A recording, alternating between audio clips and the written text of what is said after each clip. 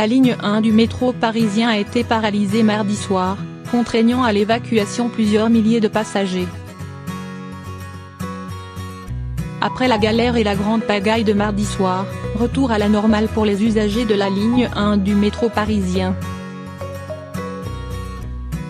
La RATP, après avoir annoncé dans la nuit de mardi à mercredi la réouverture des stations de la ligne 1 du métro, présente ses excuses aux voyageurs et s'explique sur les causes de cette importante panne.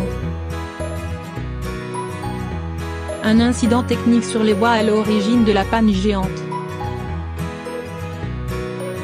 L'incident a débuté mardi à 20h10 sur cette ligne entièrement automatisée qui traverse Paris d'est en ouest et dessert de nombreux sites touristiques de la capitale, musée du Louvre, jardin des Tuileries, avenue des Champs-Élysées. Un problème technique qui a affecté un train entre les stations Saint-Paul et Bastille a totalement paralysé le trafic sur la ligne. Dans un communiqué, la RATP présente ses excuses aux voyageurs et précise que la navette suivante qui était très proche a été bloquée par le système automatique par mesure de sécurité. Les autres navettes présentes dans la zone impactée ont aussi été progressivement arrêtées, dont certaines sous tunnel. La malchance s'en mêle. Alors que les équipes techniques intervenaient pour faire repartir le train concerné par l'incident, plusieurs alarmes ont été tirées à bord des trains, ce qui a coupé le courant sur une grande partie de la ligne, supprimant par la même occasion la ventilation, explique la RATP. Ces alarmes ont été tirées alors que les trains étaient à l'arrêt depuis plus de 30 minutes. Conséquence directe, ce sont 12 navettes qui se sont retrouvées bloquées en interstation et dans les tunnels du métro. Un événement qualifié de rarissime par la RATP. Plus de 2 heures de galère pour plus de 3000 voyageurs.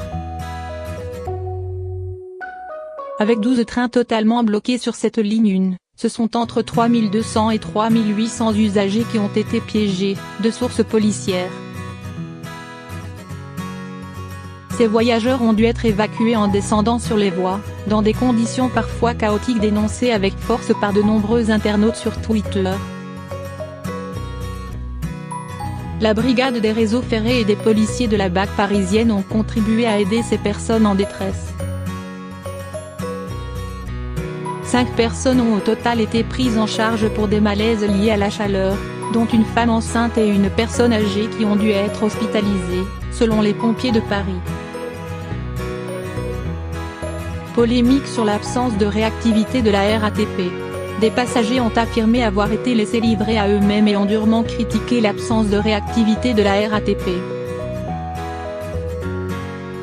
Des centaines d'appels auprès du poste de commandement de la ligne ont saturé le système d'information des voyageurs à bord des trains, s'est défendu la régie parisienne. La RATP poursuit, des annonces honorées sur les écrans ont été faites, et le compte Twitter de la ligne 1 a été alimenté régulièrement. Des bouteilles d'eau ont aussi été distribuées à Châtelet par les agents RATP.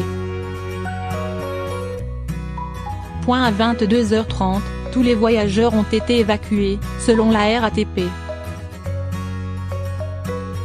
Reprise du trafic ce mercredi matin. Le trafic a finalement repris normalement ce mercredi matin à partir de la Défense à 5h21 et de Château de Vincennes à 5h30 ce mercredi matin.